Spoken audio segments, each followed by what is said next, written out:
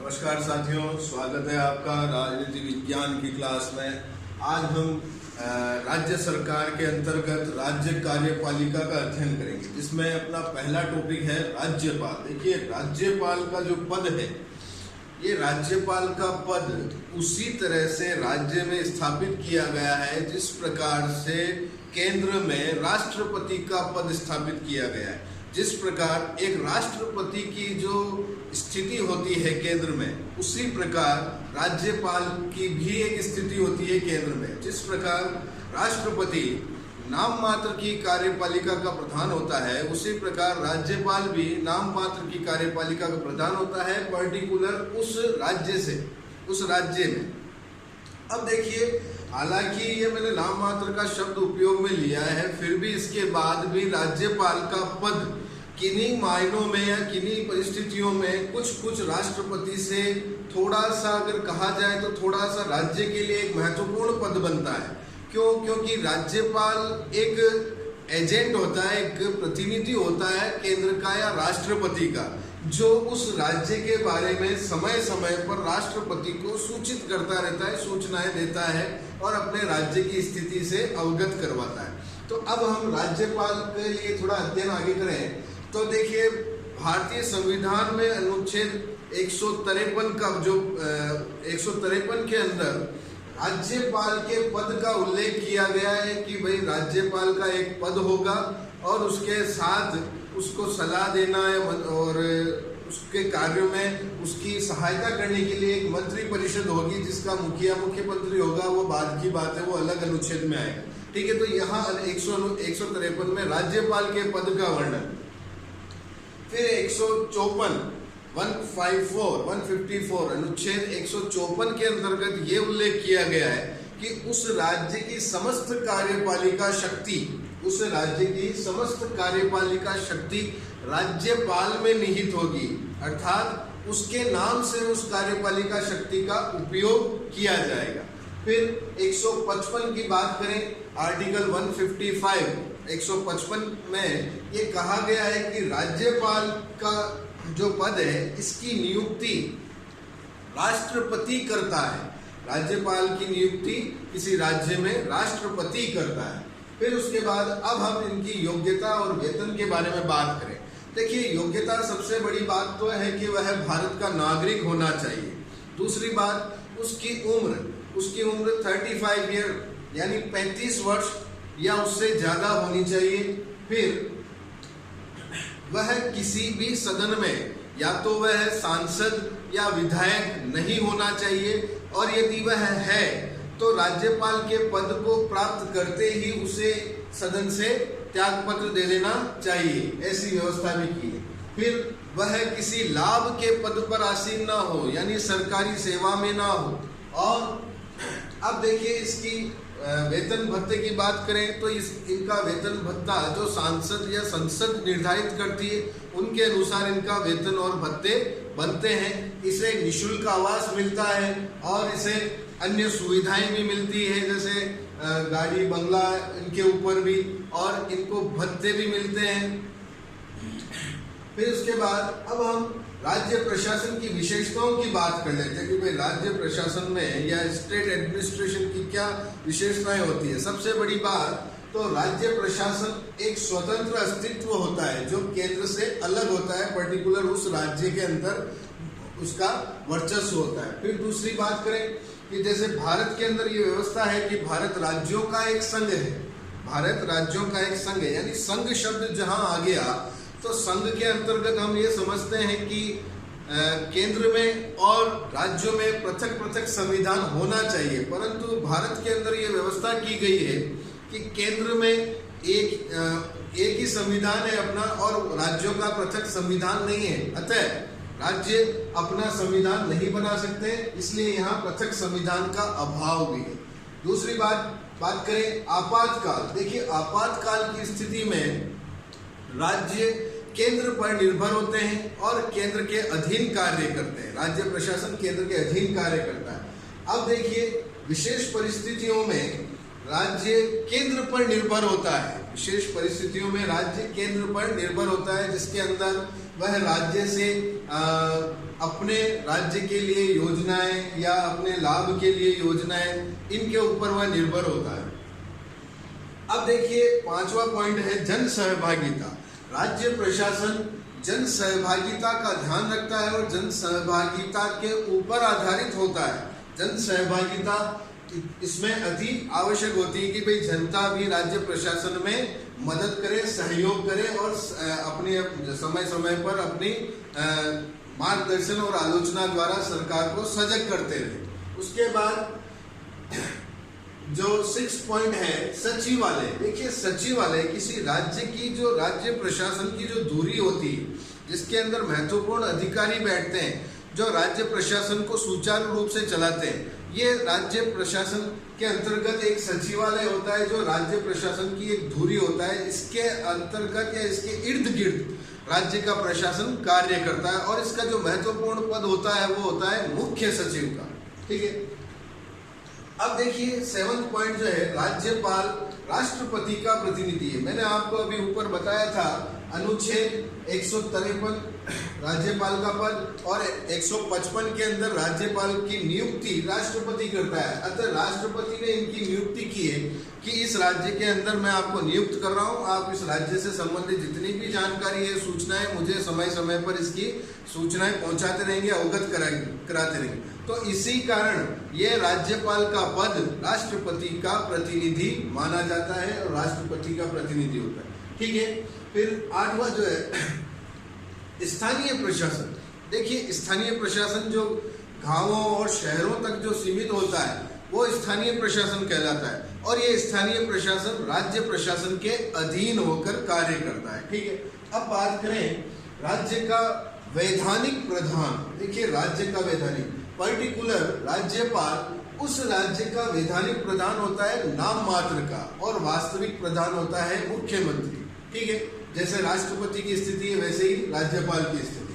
अब देखिए राज्यपाल की स्थिति क्या है, इसके बारे में थोड़ी चर्चा कर लेते हैं कि मुख्यतः राज्यपाल का पद है क्या, राज्यपाल की स्थिति क्या है। प्रारंभ में देखिए राज्यपाल के पद की एक औपचारिकता बनी हुई थी कि भाई राज्यपाल का पद है, गवर्नर का पद है, इसको एक राज्य में होना आवश्यक है। अब देखिए इसके अंतर्गत सीतारमैया एक विद्वान है, इन्होंने कहा है कि राज्यपाल का पद राज्य के अंदर आने वाले केंद्र के या विदेशी प्रतिनिधियों के लिए चाय, नाश्ता और भोजन की व्यवस्था करने मात्र है, उनकी आवभगत करने मात्र है, उनके स्वागत करने मात्र है। तो ये इस तरह से इसके ऊपर एक आक्षेप, मतलब आक्षेप तो नहीं कह सकते, मतलब इस पद के बारे में जो वास्तविक स्थिति इन्होंने कही।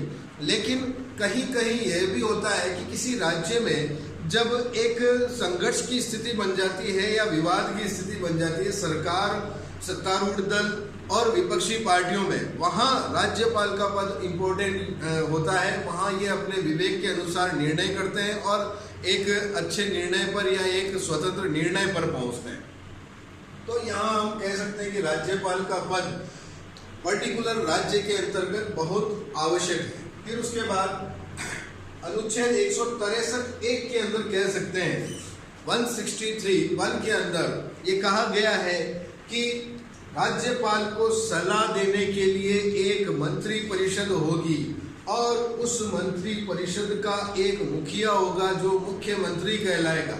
इस मुख्यमंत्री की नियुक्ति राज्यपाल स्वयं करेगा और उस मुख्यमंत्री की सलाह से राज्यपाल अन्य मंत्रियों की नियुक्ति भी राज्यपाल करेगा और राज्यपाल इनके विभागों का बंटवारा भी मुख्यमंत्री की सलाह से करेगा। तो ऐसा उल्लेख अनुच्छेद 163(1) में कहा गया। तो यहाँ स्थिति स्पष्ट हो जाती है कि राज्यपाल की जो स्थिति है मुख्यमंत्री को नियुक्त करने के लिए भी अति आवश्यक है। ठीक है ना। तो वास्तविक प्रधान को नियुक्त करना भी राज्यपाल के हाथ में होता है। अब देखिए समय बदलता है और बदलते हुए समय के साथ राज्यपाल की भी स्थिति बदलती नजर आती है कि भाई राज्यपाल की बदलती भूमिका के अंतर्गत क्या क्या कारण होते हैं। देखिए पहला हम देख लेते हैं कि सीएम का कमजोर व्यक्तित्व। भाई राज्यपाल का पद शक्तिशाली होने का कारण पीछे ये कारण है कि सीएम का कमजोर व्यक्तित्व। किसी राज्य में यदि बहुमत के आधार पर मुख्यमंत्री नियुक्त कर दिया गया लेकिन उस मुख्यमंत्री के अंदर इतना व्यक्तित्व नहीं है या कि वह लोगों को प्रभावित कर सके, लोगों को अपने सहमत बना सके, तो यहाँ पर मुख्यमंत्री का कमजोर व्यक्तित्व भी उस राज्यपाल के पद को अच्छा शक्तिशाली बनाता है या मजबूत बनाता है, जिसके आधार पर वह निर्णय ले सकता है। नेक्स्ट बात करें सेकंड, स्पष्ट बहुमत। देखिए, ये देखा जाता है कि राज्य विधानमंडल में कई बार ऐसी स्थितियां उत्पन्न हो जाती है जहां स्पष्ट बहुमत का अभाव होता है, स्पष्ट बहुमत किसी पार्टी को नहीं मिलता और वहां चुनाव के पश्चात एक निर्णय पर पहुंचना होता है। तो यहाँ राज्यपाल को अपने विवेक से कार्य लेना पड़ता है और स्पष्ट बहुमत या अन्य किसी और तरीके से वह किसी मुख्यमंत्री की नियुक्ति करता है या फिर बाद में उसको बहुमत लाने के लिए कहता है। अब देखिए तीसरा पॉइंट है गठबंधन। सरकार बनाने के लिए सत्तारूढ़ दल पार्टियां क्या करती है कि अन्य पार्टियों से हाथ मिला लेती है, गठबंधन कर लेती है। इस गठबंधन के ऊपर भी राज्यपाल की दृष्टि होती है और राज्यपाल समय समय पर इस गठबंधन का अवलोकन करता है और इसके ऊपर अपना जो सुझाव है या अपने जो सलाह है वो समय समय पर देता है। अब देखिए फोर्थ पॉइंट है दल बदल। अब सत्तारूढ़ दल के अंदर या सरकार के अंदर व्यक्ति क्या करते हैं कि अपने निहित स्वार्थ के लिए एक पार्टी से दूसरी पार्टी में चले जाते हैं, दल बदल कर लेते हैं। तो इस दल बदल की स्थिति पर भी मुख्य इसके राज्यपाल की दृष्टि होती है और दल बदल के लिए वह एक नया प्रावधान लाता है या कुछ नए नियम स्थापित करता है। अब देखिए फिर है क्षेत्रीय दल।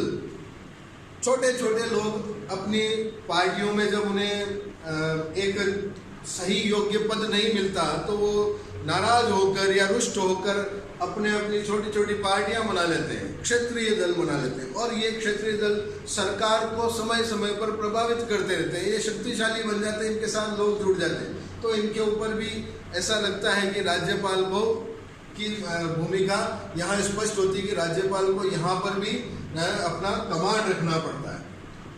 अब बात करते हैं राज्यपाल को मनोनीत करने के कारण कि भाई राज्यपाल को मनोनीत करने के क्या कारण है, क्या जरूरत है राज्यपाल को मनोनीत करने की। सबसे बड़ी बात संसदीय शासन प्रणाली का होना। देखिए संसदीय शासन प्रणाली में नाम मात्र और वास्तविक कार्यपालिका, इसका मैं आपको पहले भी कह चुका हूँ। तो इसी कारण राज्य के अंदर नाम मात्र की कार्यपालिका बनाने के लिए ये जरूरी कारण है। फिर उसके बाद नाम मात्र की कार्यपालिका, भाई राज्य के अंदर केंद्र का कोई ना कोई तो प्रतिनिधि होना चाहिए जिसके कारण केंद्र को समय समय पर सूचनाएं मिलती रहे। इस कारण यहाँ राज्य में भी नाम मात्र का प्रतिनिधि केंद्र मनोनीत करता है। अब देखिए राज्यपाल का जो पद है ये संघ और राज्यों में एकता और अखंडता बनी रहे, ऐसे भी राज्यपाल के ऊपर ऐसा विश्वास किया जाता है कि वह संघ और राज्यों में एकता और अखंडता बनाए रखे। इस कारण इनको राज्यपाल को मनोनीत किया जाता है। फिर उसके बाद स्वतंत्र व निष्पक्ष। अब राज्यपाल का जो पद है ये एक तरह से एक निर्णायक पद होता है कि वह किसी भी पार्टियों के साथ, किसी भी दलों के साथ, किन्हीं भी दलों के साथ किसी तरह का कोई पक्षपात ना करे। हमेशा इसका जो भी निर्णय है या इसकी जो भी सलाह है वह स्वतंत्र होनी चाहिए और निष्पक्ष होनी चाहिए और यह केंद्र और राज्यों के बीच एक मध्यस्थता का भी कार्य करता है, दलों के बीच भी मध्यस्थता का कार्य करता है। इस कारण इसे मनोनीत करना आवश्यक हो जाता है। ठीक है, अब देखिए राज्यपाल के नियुक्ति में कुछ परंपराएं हैं जिसका हम अवलोकन कर लेते हैं, उसका अध्ययन कर लेते हैं। देखिए सबसे बड़ी बात कि जिस पर्टिकुलर राज्य में राज्यपाल बनाना है, राज्यपाल उस राज्य का निवासी नहीं होता, ये परंपरा कहती। दूसरी बात कि भाई किसी राज्य में यदि राज्यपाल को मनोनीत करना है तो वहाँ के मंत्रिमंडल को इस बात पर सहमत होना आवश्यक है कि राज्यपाल हमको, हाँ ये ठीक है, हमारे लिए ठीक है। तो राज्यपाल के लिए पद के लिए मंत्रिमंडल की भी सहमति होनी आवश्यक होती है। फिर उसके बाद कि राज्यपाल वरिष्ठ नौकरशाहों और सैन्य अधिकारियों की राजनीतिज्ञों द्वारा नियुक्ति होती है, जो राष्ट्रपति द्वारा होता है। राज्यपाल का पद राष्ट्रपति द्वारा नियुक्त या मनोनीत होता है इसके लिए राष्ट्रपति की एक परंपरा है जो चली आ रही है, वैसा ही होता है। ये संसद के अधीन या किसी संविधान के आधार पर होता है, ठीक है।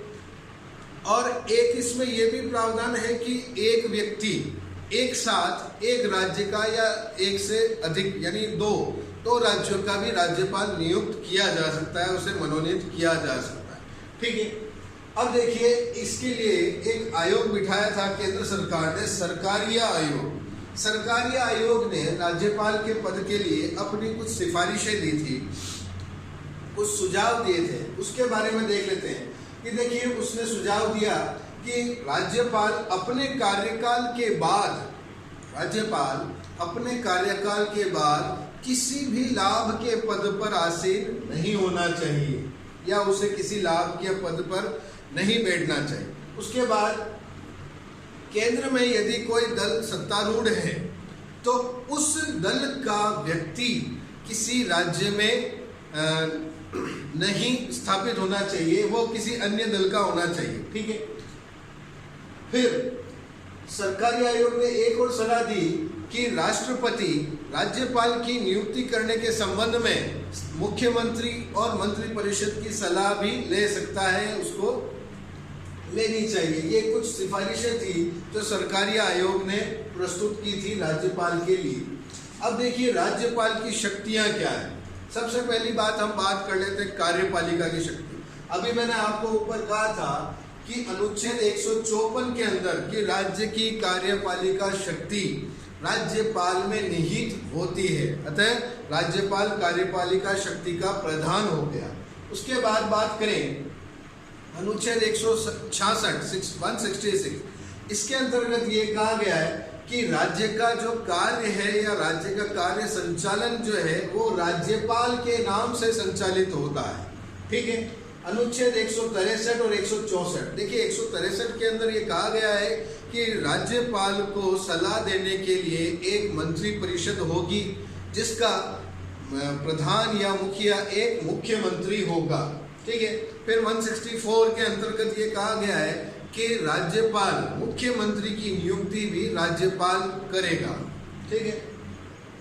उनके अलावा कुछ मुख्य अधिकारी हैं जो राज्यपाल उनको भी नियुक्त करता है, जैसे एक राज्य का एडवोकेट जनरल होता है, उसको नियुक्त करता है। जो लोक सेवा आयोग होते हैं, राज्य लोक सेवा आयोग जो होते हैं, उनके अध्यक्ष और उनके सदस्यों की नियुक्ति भी राज्यपाल द्वारा होती है, ठीक है। फिर उसके बाद 161 अनुच्छेद 161 की बात करें, 161 के अंतर्गत ये उल्लेख किया गया है कि राज्य कानून के अंतर्गत, राज्य में बने हुए कानून के अंतर्गत, वह राज्य के कानून के अंतर्गत कुछ उसे शक्तियां प्राप्त होती है क्षमादान की, जो वह है उसका यूज करके कि भाई किसी व्यक्ति को कोई सजा मिल गई है, जुर्माना हो गया है या जेल हो गई है, तो वहां उसे क्षमादान की शक्तियां भी प्राप्त होती हैं, ठीक है। अब देखिए, उसे राज्यपाल को जिस राज्य में विधान परिषद है, जिन राज्यों में विधान परिषद है, उन राज्यों की विधान परिषद में उनका 1/6 भाग, उनका टोटल विधान परिषद के सदस्यों की 1/6 भाग राज्यपाल मनोनीत करता है उन व्यक्तियों को जो कला, साहित्य, विज्ञान या खेल के क्षेत्र में कुछ अच्छी उपलब्धि धारण किए हो, उनको वह मनोनीत करता है। अब देखिए, इनकी विधायी शक्ति की बात करें।